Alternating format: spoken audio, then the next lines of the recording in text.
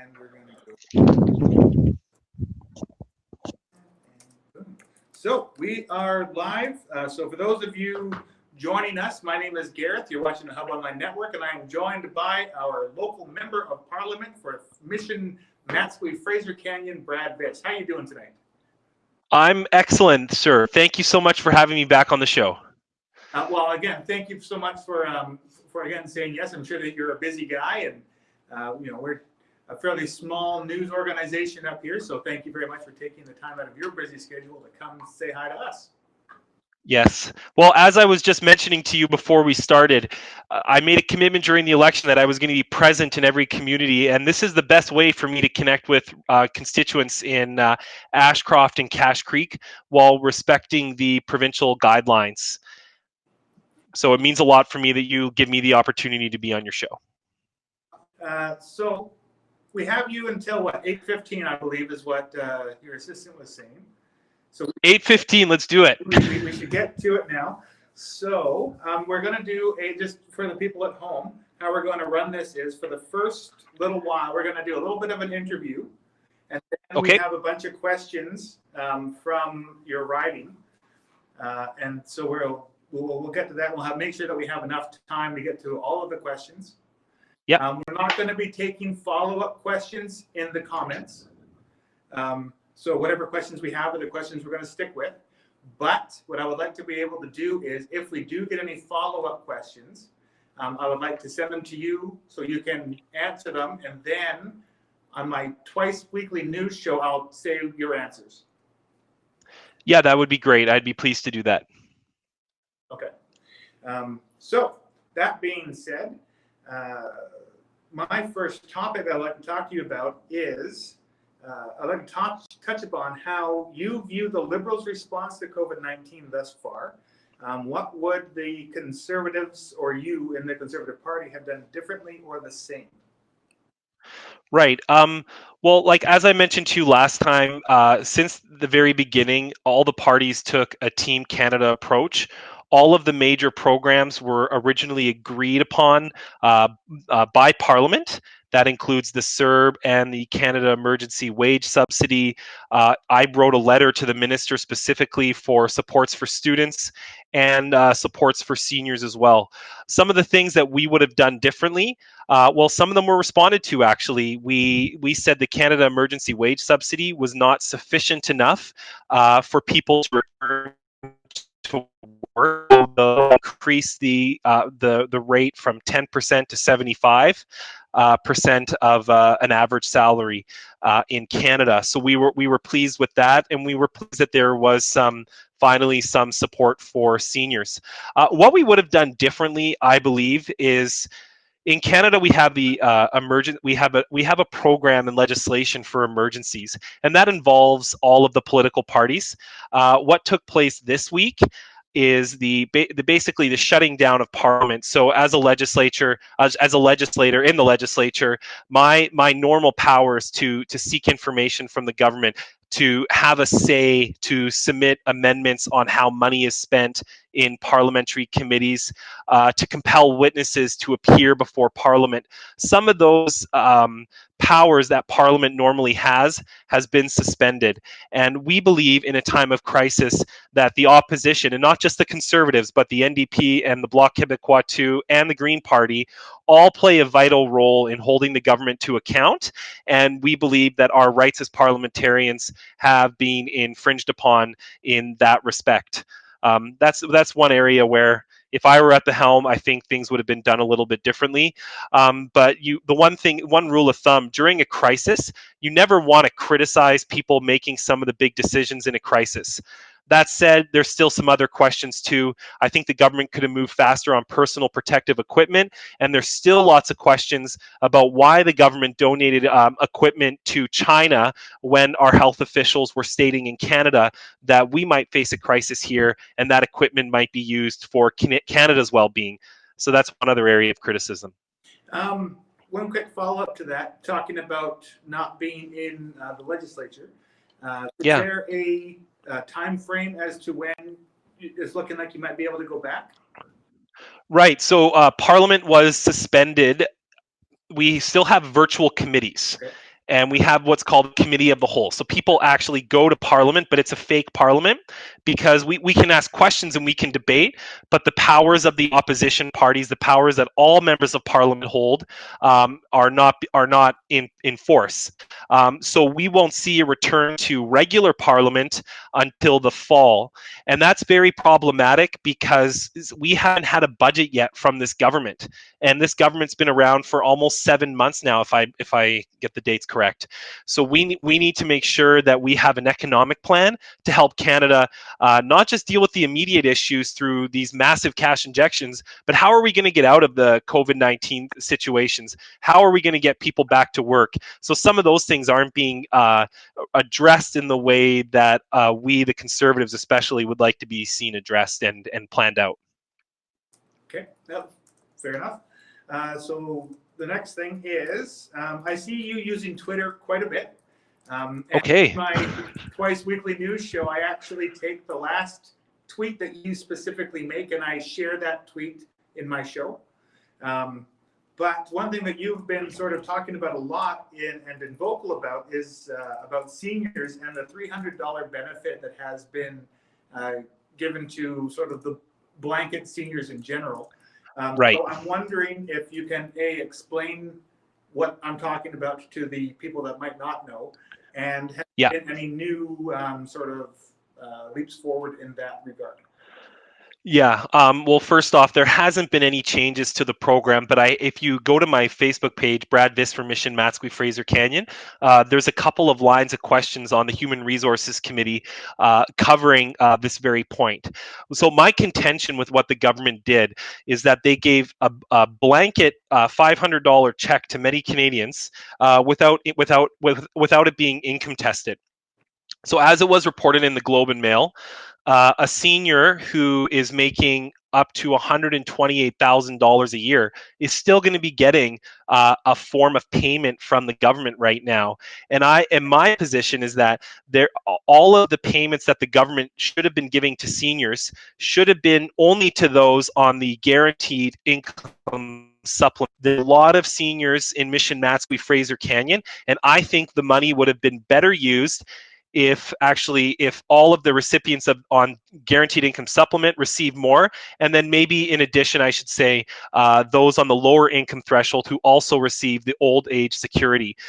So basically, my contention is this money could have been better distributed to the seniors who need it the most. That was my major beef with the government program. I did support supports for seniors, just wanted more to the low income seniors. Just as not off topic, but similar to that, has there been any other things that we might not have seen along the same line? Groups of people getting chunks of money that could have been spent better? You know what? In some cases, I think the additional payment for parents under the Canada Child Benefit, again, they could have applied a more stricter income testing threshold for that.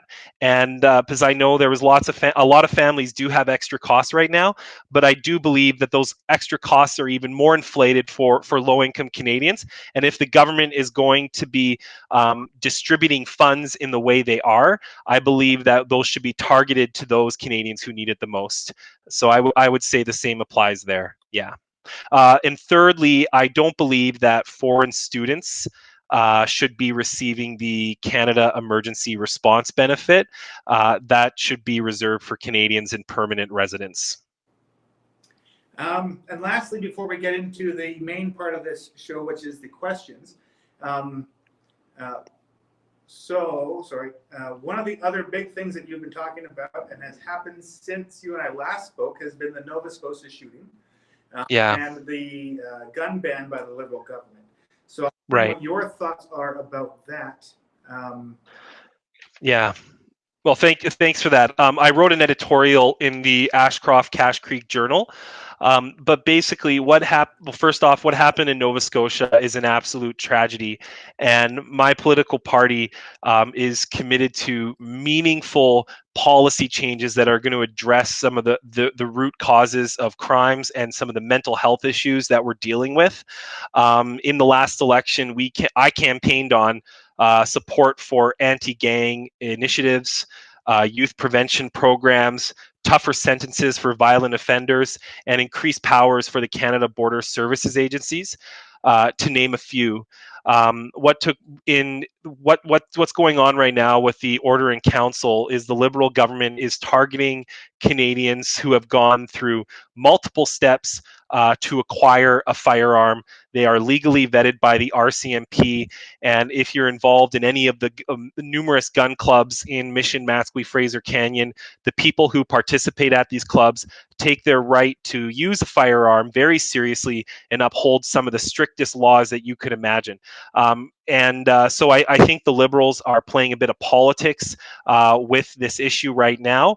And frankly, I asked the question, would this Order in Council address the fact that this man had a mental health issue, that there's serious questions about how the RCMP responded to him, that he impersonated a peace officer and broke that sacred trust that our citizens have with the RCMP, and that he impersonated an RCMP officer to the point of dressing up a car that he bought to make it look like a police car. So that's a very serious crime.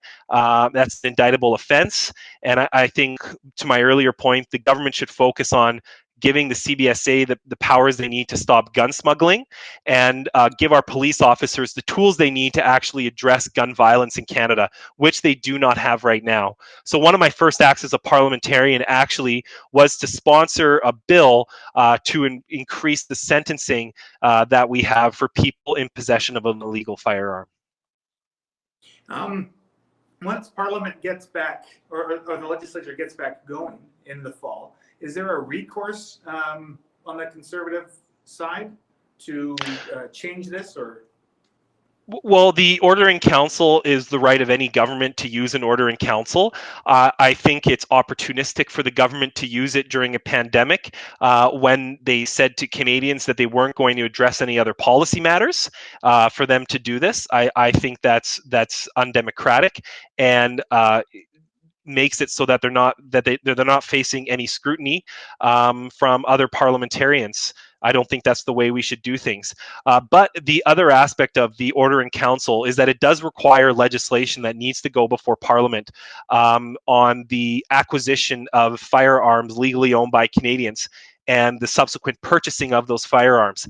This will be a major cost to the federal government, likely into the hundreds of millions, if not billions of dollars, and they don't have an effective plan to do this or enforce the Order in Council right now, which just came to people so unexpectedly.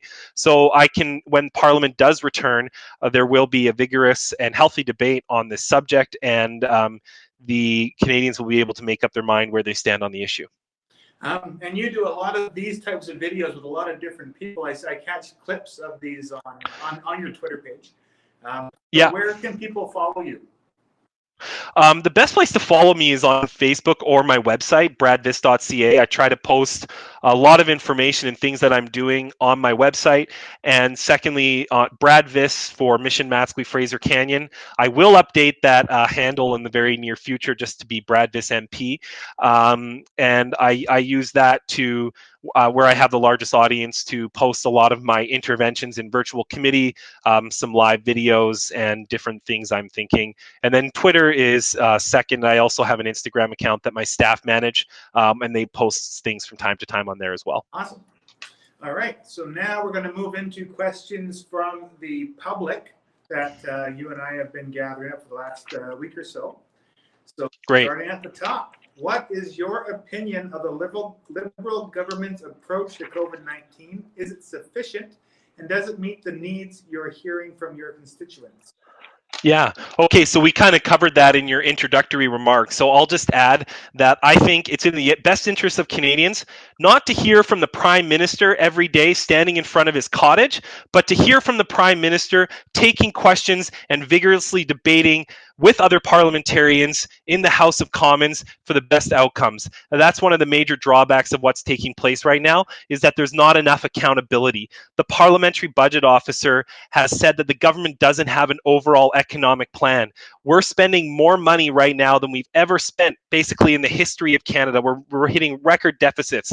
We've spent more than we did during World War II, and the accountability is not there. And it's not just me stating it, it's the independent parliamentary budget officer. In addition to that, because Parliament isn't functioning properly right now, our independent auditor general, they've had their budget cut. They can't do the independent assessments that Canadians expect to ensure that things are being done effectively on their behalf. So we need accountability, and we need a functioning Parliament to address this crisis and to make sure that we have the best outcomes possible once people begin to return to work, as they already have over the last 2 weeks. What supports are available for seniors impacted by COVID-19? Can you speak to the troubling Canadian military reports on long-term care homes? Yeah. So first on seniors, we did already discuss my contention with the old age security and GIS payments. Again, I think the payment should have been more targeted to low-income seniors through an income threshold, but that I've lost that argument, and the payments should be going out in the near future. All parties did agree to expanding some funds for the New Horizons for Seniors program, and seniors. But I haven't seen, and I've asked where that money has been going during committee, but I haven't received a response yet. Many seniors also qualified for an additional GST credit about in April, I believe, which helped out a lot of people in the riding who contacted me about that. Regarding the tragic situation in Quebec, especially, and the role of the armed forces. In Canada, we're a very wealthy nation. And when we hear when any citizen is not receiving effective care, it cuts to your heart. This is just tragic. And I believe that all parliamentarians are realizing the need for some better standards at the provincial level to address seniors' care and to make sure that our seniors are treated with dignity. So that's the big thing, and it's unfortunate that it's our military that's having to tell us that right now.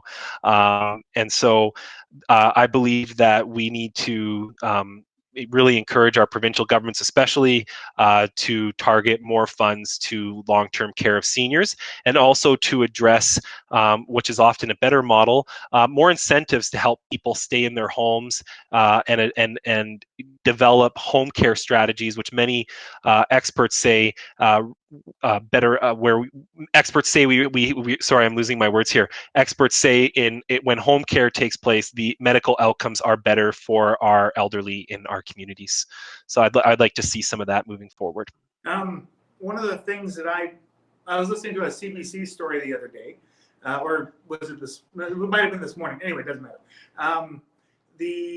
They were talking about how, in this particular situation, about the military saying what it looks like in these long-term care homes. They're saying that they were brought in halfway through the pandemic, and so half of the staff is out sick, and things might not have been looked after for the last month and a half. Do you think there's any possible truth to that? Like maybe it was better before COVID-19, or do you think it's an ongoing problem? I think that from my own personal experience with my grandparents, that there are a lot of discrepancies in the quality of care for seniors in Canada right now. I have one Oma, she's 93, she still lives in her home, and she gets regular visits from Fraser Health, and generally receives good care because she has a support network around her.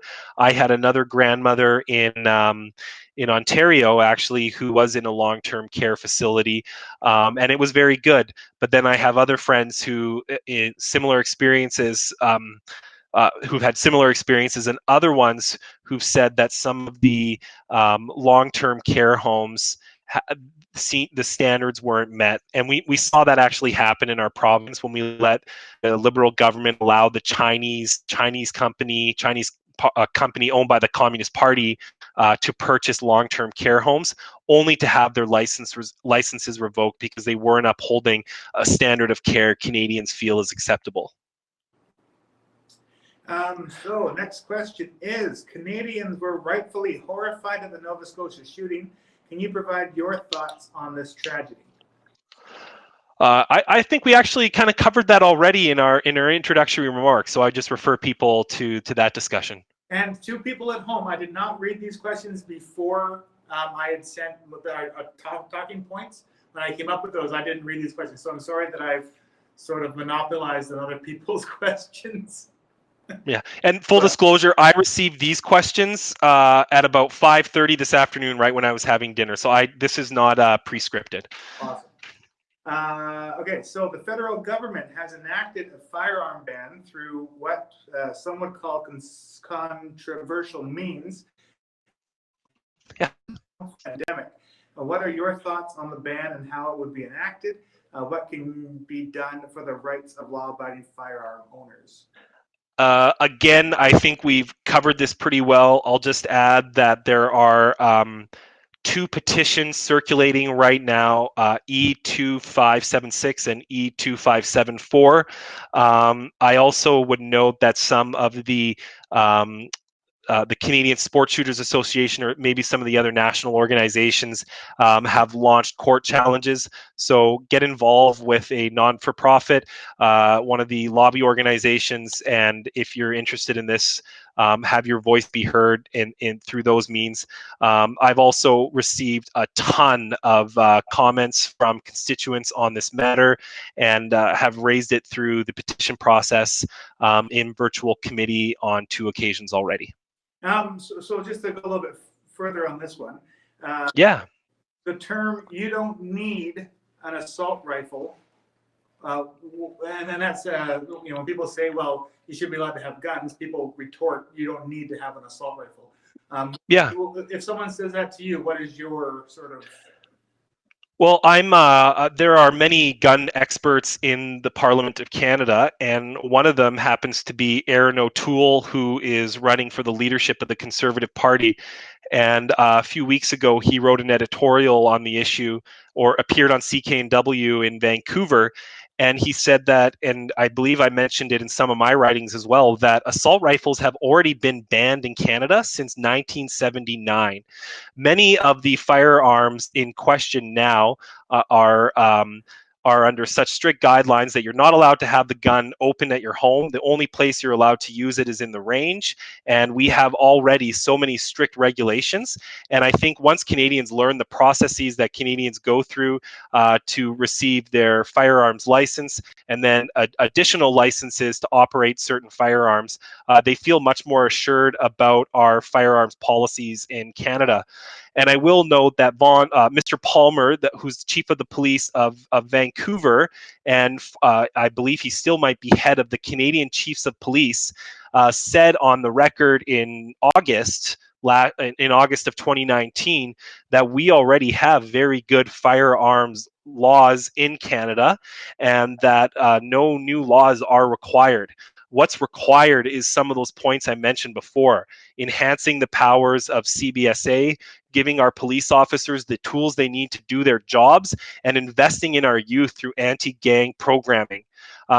In Abbotsford, part of the riding, there was a program run through Archway Community Services that targeted youth who had issues with gun violence and who were involved in gangs, and they directed resources to solely work with those people who were known by our police officers to be causing trouble, and they had a lot of success turning people around. And I really do believe that we can spend more on our youth to prevent them from entering a life of crime, and same for people that suffer from mental health issues. But let me be clear, we need very strong gun laws in Canada. We need extremely strong mental health regulations, and I believe we have some of those things already. But I do not believe a blanket ban that doesn't address the illegal inflow of guns from the United States is going to do anything to improve public safety based on all of the available evidence to me and other parliamentarians. Do you have your gun license? No, I do not. I grew up doing sports shooting with my father, and I grew up in a rural part of my community and used a shotgun on a number of occasions on the farm, and so participated in recreational sports shooting. But I have never been a legal gun owner. What this really comes down to is um, a question of freedom and evidence-based policy, and doing what I believe will actually improve some of the public safety issues that are probably a little more prevalent where I live in the riding versus Ashcroft. Awesome. So residents in the Fraser Canyon have heard rural broadband promises since 2015.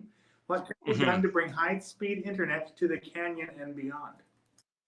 Yeah, hey, I should probably connect my page here, like I was just about to do before, because I put up a couple of recommendations earlier, and I think those are just good to take a look at right now. Let's see if I can, if you can see those on my screen. Yeah, you can see those right now. So I put out a call for anyone and anyone on this call who has specific comments about rural broadband internet.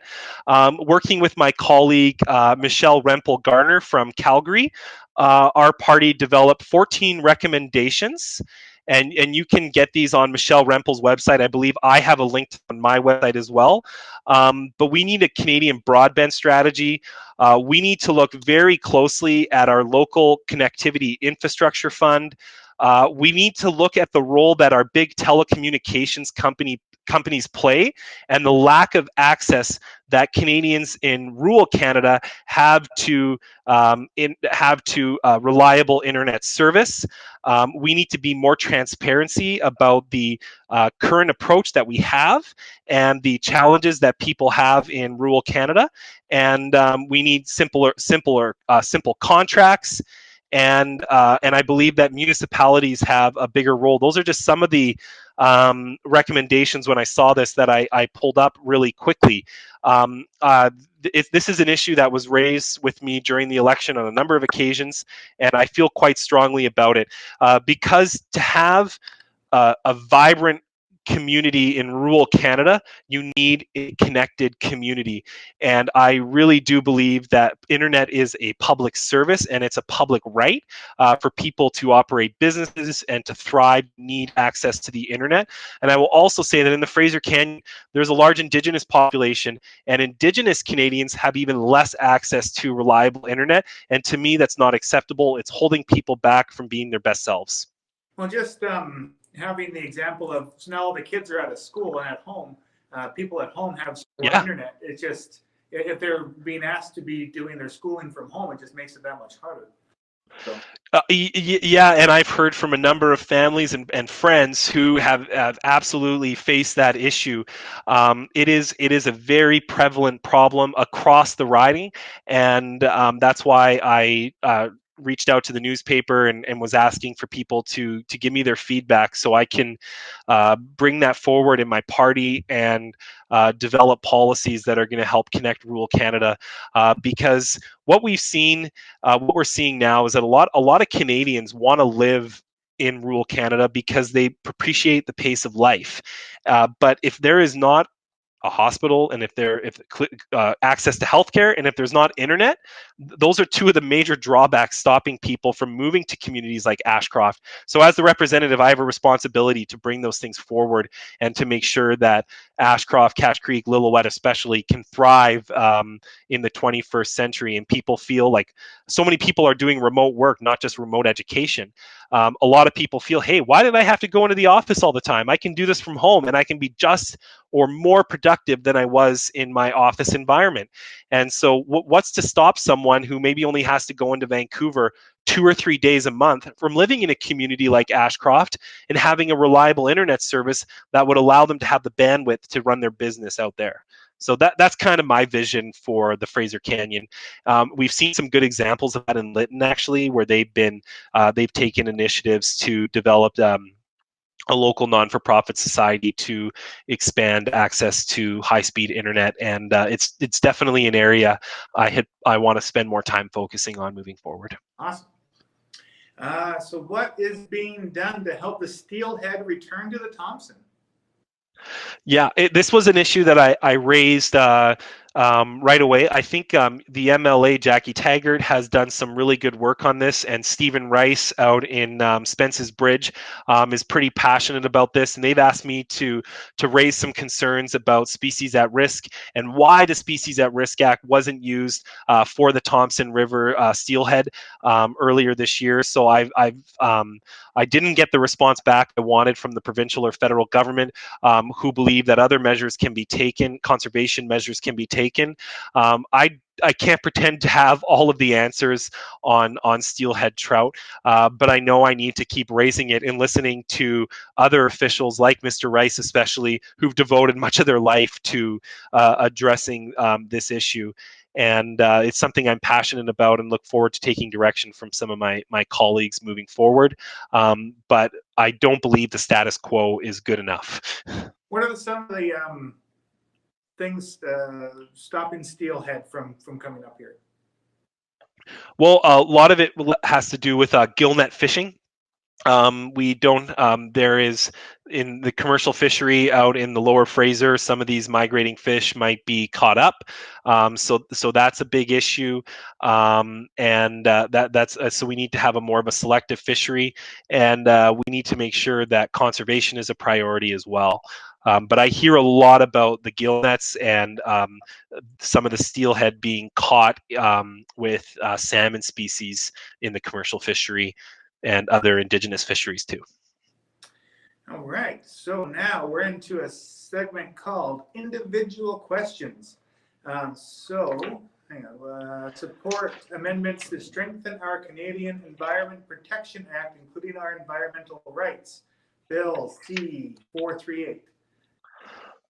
Okay, so the Environmental Protection Act was from the last Parliament. I'm not sure if a new version has been tabled in 2020. I don't believe it has. But in 2017, when I was working as a senior staffer for MP EdFast, I was part of a review of the Canada Environmental Protection Act, and a statutory review that took place at that time. It was a bit overdue. And I believe that there are a lot of ways that we can use our current Environmental Protection Act to improve environmental rights. For one thing, we need to make it easier for Canadians to challenge government officials and companies on pollution, and to have those matters brought before the courts in a timely way. Some of those provisions in our current act have rarely, if I don't believe, if ever, have been used, even though it's been around since the 1980s. So I think that's problematic, and there's lots of cases where people would like to see more justice for our environment, myself included, and we're not seeing that now. I really do believe that our environmental laws in Canada don't address the realities of vulnerable populations. So in some cases, that would include pregnant mothers or Canadians living in poverty, and the additional stressors that when you're living in poverty, that negative environmental impacts will have on your health. I think our law can address that, especially for newborns as well. We don't have we need more protections for newborn Canadians, and to ensure that their health isn't impacted by different products that we're importing, or different toxic substances in the products we use on a day-to-day basis. I also believe on the environment that we can do a much better job of coordinating various provincial and federal environmental rules and regulations and harmonizing those in many cases. There's a lot to be done as it relates to the protection of, sorry, I lost track of my train of thought. My son was in the background. How the Environmental Protection Act relates to the Minister of Health, and what role the Minister of Environment versus the Minister of Health have in administering the act as it relates to toxic substances. I would say that more can be done on the Environmental Protection Act and how it applies to the Motor Vehicle Act on transportation pollution. And I could probably ramble off a couple of more there, but I would encourage committee, I would encourage the listeners today to look back on the previous Parliament and the Standing Committee for Environment and the report on the Canadian Environmental Protection Act. I was one of the staffers really involved in that, and I think that's a good place to start. And where we can see some big improvements on environmental justice in Canada, especially. Sorry for the long-winded answer. It's something I spent a lot of time working on in the past. Oh, for sure. So talking about toxic materials and stuff, do you feel that if we had more industry in Canada, that we might be able to mitigate some of that? Well, the risk assessment for toxicology is a very evolving science, and they're making a lot, like with data, data management practices as it relates to toxicology are making major strides in Canada right now, and the technology is changing so quickly. I think our laws need to be updated to account for those new sciences. A lot's changed since the 1980s, and we need to make sure that our laws are applicable for the 21st century. For industry, there is a role for, I believe, industry to play if we have independently regulated scientists to ensure that they're providing data as well that's independently verified to ensure the safety and well-being of Canadians. We could also do a lot more on our ambient air quality standards and national pollution regulation, how pollution travels between one jurisdiction and another, and improve reporting on our airflow and air quality management practices. That has a lot to do with industrial development. So, so that's 2 or 3 questions are all, I believe, from one person, but. All Canadians deserve to breathe clean air, drink clean water, and eat safe food. These areas of need can only be guaranteed for all Canadians when it is nationally recognized and strengthened into a federal environmental bill of rights or a constitutional amendment. This being said, do we have your commitment to support amendments to strengthen our Canadian Environment Protection Act, including our Environmental Rights Bill C-438? Well, I think I already answered that already. I do believe that our Canada Environmental Protection Act absolutely needs to be amended sooner rather than later. I believe that many of the rights in previous versions of the Environmental Bill of Rights that I have read are incorporated into that act and can be and we can use that act to uphold those rights Canadians want to have. But this brings me to another topic, though, on right to clean air and clean water. During the election, we talked a lot about access to clean water in Canada, and it's one of the reasons why we need Parliament to be functioning again is because we haven't received an update from the Minister of Indigenous Affairs on what the government's done to ensure that there's no more water advisories on First Nations reserves across Canada. This is why we need to be functioning as a society, because it is not right under any circumstance that all Canadians don't have access to potable water in their homes, and that's why we need to see some of these laws changed as well. But I believe also we can accomplish many of the things encompassed in previous versions of the Environmental Protection Act, in the Environmental Bill of Rights that I've read through an amended and updated CEPA for the 21st century.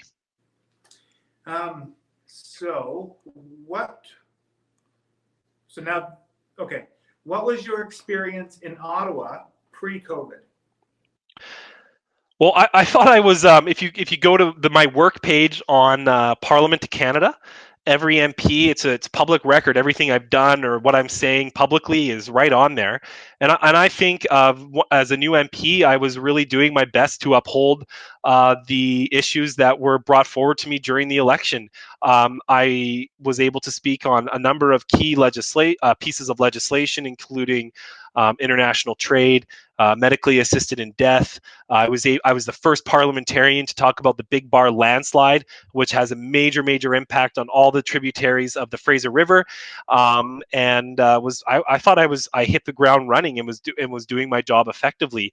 So I thought I was just looking forward to to do more work on, say, rural broadband internet in the spring that obviously have been curtailed a bit.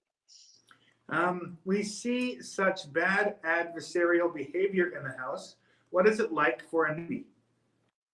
I would tend to disagree that there is bad adversarial behavior. Most Canadians only tune into Parliament during the 45 minutes of question period, and yeah, question period it's political theater. It's not actually a question and answer period. It's for people to make a point. I would encourage community members to tune in more during the debates on legislation to see how parliamentarians are working together, and even during our virtual parliament, or sorry, virtual committee, it's not parliament, to see some of the collaboration that's going on. So our system is not perfect, and yes, voices are raised very, very loudly, and sometimes that's appropriate. But my experience so far has not been very adversarial. There has been robust and challenging debates. But I generally get along very well with my opposition colleagues. We are all elected to do a job for Canadians, and we're all there to put Canadians first. At least I hope. I know that you've taken up the cause of the Fraser. What needs to happen to protect the salmon?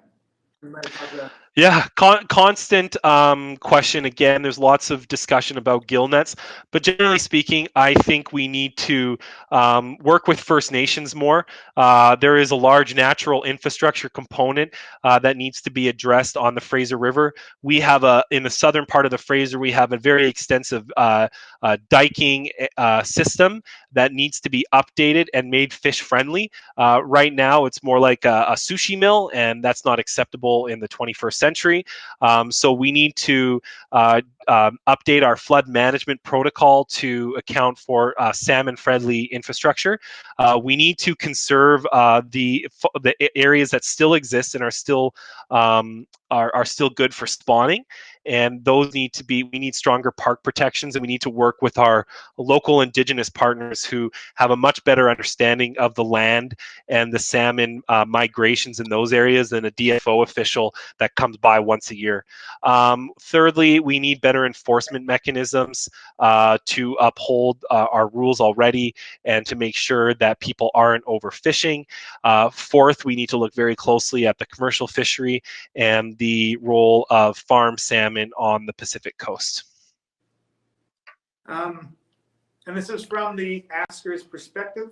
I keep hearing about a green recovery, a recovery that responds to the climate crisis as well as restarting the economy. What are your thoughts on this? Well, generally on a recovery, we won't have any type of recovery until we see a budget and an economic plan from the government.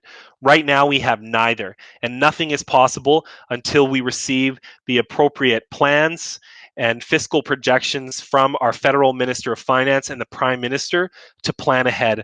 I believe, like all Canadians, that we want to see greener products. We want to see more electrical cars on the road, but civil society has a big role in playing in that too. We look at how our lives have changed over the last. I'm 36 in July next month. Since I graduated from high school, how much life has changed since in the last 18 years as it relates to smartphones and our use of technology. And I think we're going to see more of that in the next 20 years, and it will be in ways that improves our environment, especially as it relates to electrical transportation and hopefully more investments in rail transportation across Canada as well. But I don't believe, like some have called for the end of natural resource extraction in Canada. I don't believe that's oil is still going to be around, but we need to encourage all forms of business, especially those in the green economy, to thrive, and we need to give them the tools they need to operate in Canada and succeed in the 21st century. And we need to encourage Canadians and create the standards by which Canadians are going to adopt those lifestyle changes and product changes that are going to make those environmental improvements. So what are your thoughts on rural economic development as it pertains to our riding? Yeah, well, I think one of the I was on a call recently with the owners of the Ashcroft terminal, And I think this is, I know some people, there's some issues right now with access to the river and stuff and crossing over into the property. But generally, I think in Ashcroft and Cache Creek specifically, having a major company move into the community like that is going to bring so many wonderful economic benefits as an anchor employer and an industry leader. And so I'm very, very optimistic about what I'm seeing there. Some of the other things I'd like to add is that I've been having I was talking to the Community Futures office. I believe it's Barb in Community Futures in town, or Donna Her at name's Community Deb. Future. You're Deb, so sorry. close. Deb, yes, Donna, yeah, sorry. I had a great conversation with, I've had a number of great conversations with Deb. And about rural economic development. First of all, like where we're at right now, we need to have some more certainty. I know some businesses are shutting, and that's really problematic. But there's just and we both agree that there's just so much potential in the region for people to thrive. And I think if we address some of the rural internet issues we talked about earlier, and we maintain that critical infrastructure, and we maintain the hospital, that there is a bright future in this community, because young people want to live in communities like Ashcroft and Cache Creek and Lillooet. They like the freedom of rural Canada. They like the nature, and they like the pace of life. And so I think we're going to see a bright future, but it's gonna have to start with some major investments in key infrastructure. What can you/we do to bring high-speed internet to the canyon and beyond? Okay, I think we covered that pretty good already. I would encourage people to check out Michelle Rempel's website and her 14 recommendations on Connect Canada that I've been recently pushing as well. And if anyone has any comments on this that they'd like to share directly with me, please do so. Your feedback's really, really important.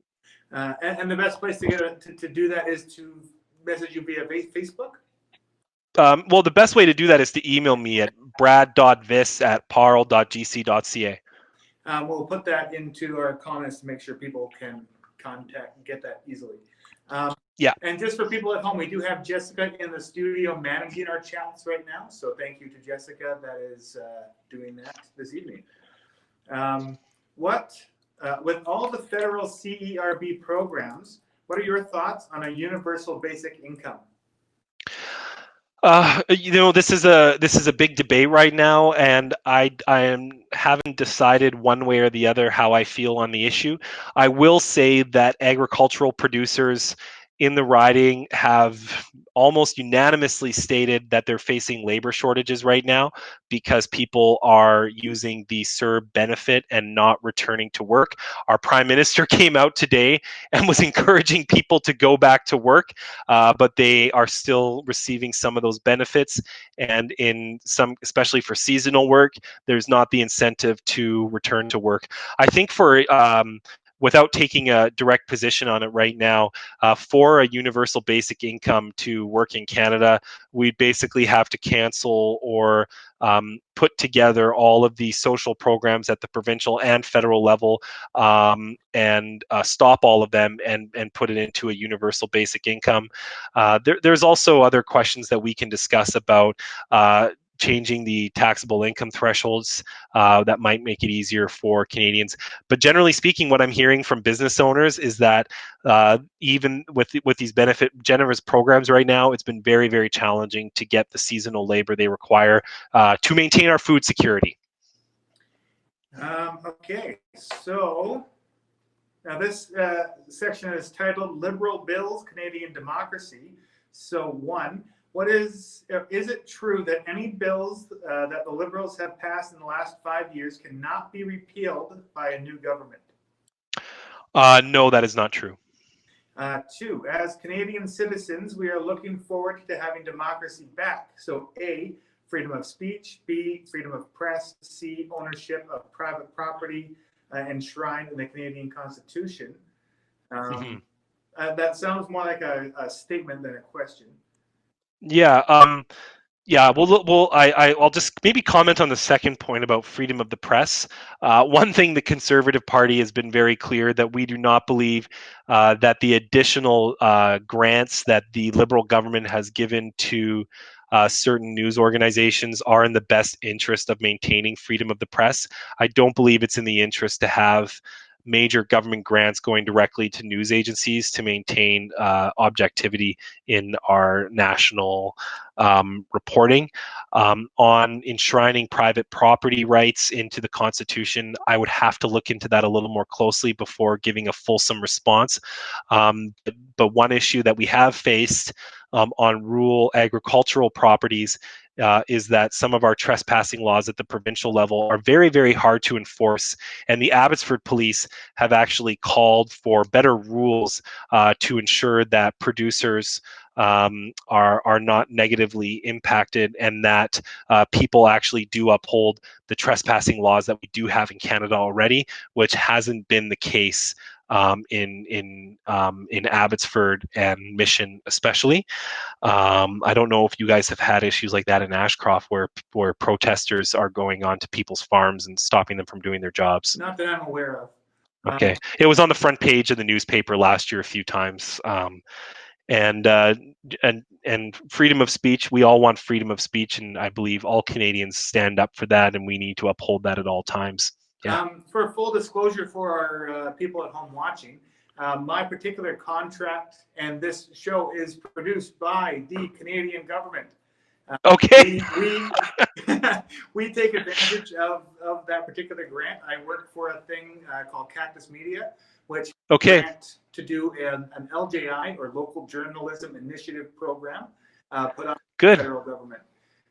Okay. So just so you are aware, that's what's going on. Still love you, Gareth, and I really appreciate what you do. Fiber and rural internet. So we might have talked about this a bit, but the Fraser Canyon has fiber in the ground, and residents plus fiber plus First Nations are being quoted very high expense estimates to connect to it, even though just tens of meters away from the cable. Yeah, that is a very, very real issue. And that's actually, I believe, addressed in the 14 recommendations my party has put forward, that we need to stop that prohibitive pricing from connecting certain Indigenous communities and rural communities close to the fiber optic cables. So that practice needs to stop. And it is a very real issue, and it's something I'm becoming more and more aware of. We're hearing promises of expedited funding application processes, money available, relationships with on-the-ground partners. In quotes, I'm assuming this is TELUS, but rural connectivity advocates say no money is being spent on actual projects. We have heard high-speed connectivity promises in the Fraser Canyon and corridor since 2015. In 2018, the CRTC said minimum speeds by the end of 2021 should be 50 megabytes down and 10 megabytes upload. And this person's speed is 9 down, 1 up. Okay. Yeah, again, I believe that's addressed in the recommendations of the Conservative Party. We on the transparency side, we need to uphold a certain standard and make sure that we reach that standard in all parts of Canada. And this guy is a business owner. This individual is a business owner, sorry, and they're having trouble doing their business because they don't have access to an essential service in Canada, and internet is an essential service. And I know the impact high-speed internet will positively have on Ashcroft and Cache Creek, and we need to move in that direction. And that's why I started this whole process as well. So to that individual, this is an issue I'm concerned about, and look forward to pushing more moving forward and making sure that we put forward a policy approach that reflects your needs to operate successfully. So we're into the last two sort of sections here. So this is from one person, 3 questions from anonymous. This community needs to see you. Have you been around? Yeah. So during the election, I mentioned and I even published it in the newspaper, a Canyon schedule. I set up a remote office in conjunction with the MLA, and we were moving ahead accordingly. My last trip, well, in March, I was scheduled to come up the second week of March. That was canceled because of COVID-19 and me upholding the regulations of Dr. Bonnie Henry at the provincial level. And secondly, my trip in April or May was canceled as well. So I basically have it on my calendar to be coming up every 4 to 6 weeks. And I haven't been able to do that given the pandemic. But as soon as the restrictions are lifted further, I will be coming up. I do plan to make. We just entered phase 2 last week, I believe, of reopening the economy. So I do feel comfortable coming up now, and will be making my first trip likely next week to talk about infrastructure with some of the various public officials through the canyon. We had originally planned to do this live together in studio because you were going to come up this week. So yeah, no, but I wanted to make sure that I believe phase 3 is starting next week, and I just wanted to make sure that I was upholding those standards. for sure. And it's also with my committee responsibilities. I wouldn't have had as much time to meet with all the officials if I didn't if I came up now while still appearing on virtual committee. And because of the internet connectivity, if I was traveling between towns, I wasn't going to be able to do my job. So you got to get that internet going up here. Yeah. So what are you, and you might have already answered this, but what are you doing for the rural communities here?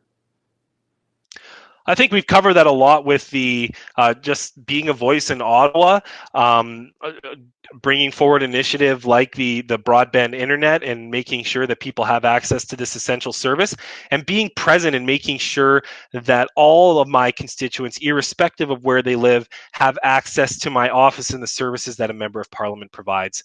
And I think that my initial actions demonstrated that I was up to that challenge and was moving it absolutely in the right direction. And I look forward to picking up where I left off once some of the restrictions are lifted. So the next question is, what are you doing for your riding? But that sounds very similar to the previous question, so I'm going to change it a little bit. Hopefully the person at home doesn't mind too much. How is it different, and how is it different working in Mission and Abbotsford versus working in the Fraser Canyon? Yeah, well, this is a big issue and a big problem. I am a people person first and foremost, and even in where you are in Ashcroft during the campaign, I was up on a pretty regular basis, knocking on doors, connecting with people one-on-one, and having that face-to-face interaction. And I haven't been able to do that, and I think you miss something when it's just over the internet. So that's how my work's been changed. I'd also note that Service Canada offices have shut across the riding, and that has increased my workload substantially from people from all corners of the riding who just need help with normal things like OAS and GIS, just applying for them, their Canada Child Benefit, passports, everything. All of that work has increased enormously since the government offices have shut down. Where are we here? So what do you think about the pandemic? Sorry, what do you think about this pandemic as harming our health and the economy? Well, I definitely believe that we're in a very challenging financial position right now as a country. I'm not questioning the response of the government.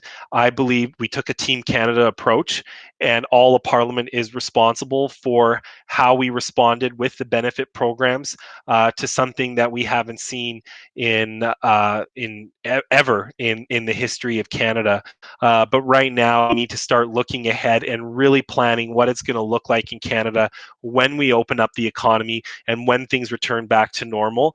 I believe that we need to follow the examples of countries like South Korea and Taiwan, where they were able to open their economy much faster by implementing social distancing, social distancing procedures that allowed their economy to continue to function during the pandemic. So yeah, sorry, can you repeat the question? Actually, I just kind of went on a tangent there. What do you think about this pandemic? It's weirdly written. What do you think about this pandemic has harming our health and the economy? Yeah, on our personal health. So we've also seen during the pandemic that most of the large majority of deaths, I believe over 3/4, have taken place in seniors' homes, and we really need a new policy to address the public health issues that we're facing there while getting our economy going. I think for a lot of people, they've struggled with their mental health during the lockdown. They're used to going to work. They're not used to being at home, and that's really hurt them. And their personal health, and it's something that I think needs to be addressed.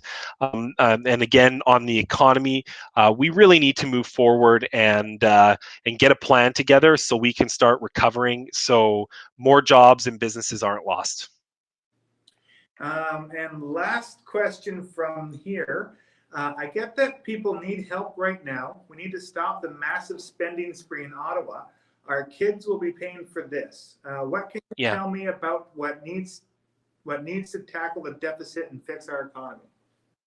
Yeah, again, first off, we need an economic plan that is scrutinized by Parliament for the best interests of Canadians. We're going to have to look. I really am opposed to there's a lot of ideas about big tax increases coming down the road to pay for all of the spending. I'm generally not in favor of large tax increases because it's going to further stifle economic growth. I think we need to create a foundation where companies can begin to operate again under the new in this new environment, that we make that we do everything possible to ensure that they can. I think we also need to look at domesticating some of our supply chains a little more closely and seeing what we can do more in Canada to create jobs here. Going back to personal protective equipment, still a major issue in Canada. We don't have the manufacturing capacity to do everything right now in this country, and I think that COVID-19 should give us pause to look at how our economy and our sovereignty and our recovery all go together, and look at bringing some of these production capacities back into Canadian hands, not only to create jobs, but to protect our sovereignty as well. We also have to look very closely at global supply chains as it relates to our food exports and whether those are going to continue in the same manner as well. But broadly speaking, we need policies from the government that are going to incentivize people to get back to work, that is going to give companies that are taking risks a leg up, and we need to look strategically where the government plays a role in that process. So that's first and foremost an economic plan, though. Fair enough. So that's it for the questions that we sort of came up with before we did this. I have two more questions that sort of pop into my head, if you don't mind. Yeah, please. I think I have you for 6 more minutes. Okay. So a lot of talk that I've been seeing right now about restarting the economy is revolving around a 4-day work week. Do you think there's any benefit to that, or is that something that you've heard? I haven't heard too much about it. I would be reluctant to accept a 4-day work week. I think what we need are provisions in place to ensure that if people are feeling sick, that they're not going to work if they're at risk of spreading COVID-19. But generally, I think we need to just get. I don't see how a 4-day work week would help us improve our economic productivity. Would 10 days of paid sick leave? Did you feel like that might fix the problem? Well, I think it's something the provincial government should absolutely be addressing, but I think it was wrong for the federal NDP to put that at the federal level, because we all know that our labor code is regulated by the provincial government. So they use that as a bargaining chip to support the Liberals to shut down Parliament until September. I don't believe it's ever going to come to fruition, because each province is going to have their own idea about what to do. Can you imagine the federal government telling Quebec that they need to implement a provincial 10-day sick leave program? I'm sorry, it's not going to happen. And it was wrong of the NDP to put that as their condition for supporting the government. And last question for me. The Conservative leadership is up for grabs at the moment. There's Yes. people vying for that. Are you comfortable saying who you're going to put your banner behind? Yeah, if you're following my Twitter, you're probably already seeing it a bit already. But I believe Aaron O'Toole is the best person to lead the Conservative Party forward. He brings military, business, and a good parliamentary record to the table. I also believe he's taken a strong position on the Chinese Communist Party right now, and some of the negative things that they're doing internationally that are having a big impact on us here in British Columbia. And so I'll just on the leadership, I'll just pivot to one other point. I was actually last night I signed a document challenging the Chinese Communist Party on their treatment of Hong Kong. I believe that we're facing a major human rights issue there, and the rights of the Hong Kong people under the Sino-British Declaration of 1997 have been completely destroyed by the Chinese party. And I think in Canada, we need to take a very close look about our relationship with the communists in China and their government moving forward. And Aaron O'Toole's got a great position on that. I also think he's got a great position on helping youth entering the labor market after university or trade school. Awesome. Well, that's all I got for tonight. Yeah, was there any questions from the audience? Anyone listening in that want to ask me anything? Well, there was some questions. I'm just going to see if there's any comments here. Brad, the pictures of Nicholas and Declan. So Barbara, yes. Barbara Roden says, Brad, the pictures of Declan and Nicholas were lovely. Oh, thank you. Those are my two boys, and I don't post a lot of personal things on Facebook, but to be honest, I was kind of having a bit of a rough day with work the other day, and I thought, what a better way to pick me up than to post some nice pictures of my kids, and it sure helped. And a lot of people who know me in the riding were pleased to see that, because a lot of people asked me about especially my 6-month-old at home. So thank you, Mayor Roden. Lisa Defoe says we need better internet options for sure. Vicky Trill says thank you for advocating for broadband. Vicky Trill says we sure don't miss the boil water advisory. So Ashcroft just got a new water treatment plant. Yeah. So good. So thank you to that, and that's really all the comments that we have. Okay. So that's pretty much it. But we would like you to. So we're going to shut down this live video now. But we would like you to stay on with us for another minute. Once we have it shut down. So thank you everyone for watching. Thank you, Mr. Viss, for taking the time to do this video with us, and we will see you all next time on the Hub Online Network. Hey, thank you, Gareth. Once again, really appreciated the questions. I think that it covered a lot of different areas, and it was very helpful for everyone involved. Awesome. All right.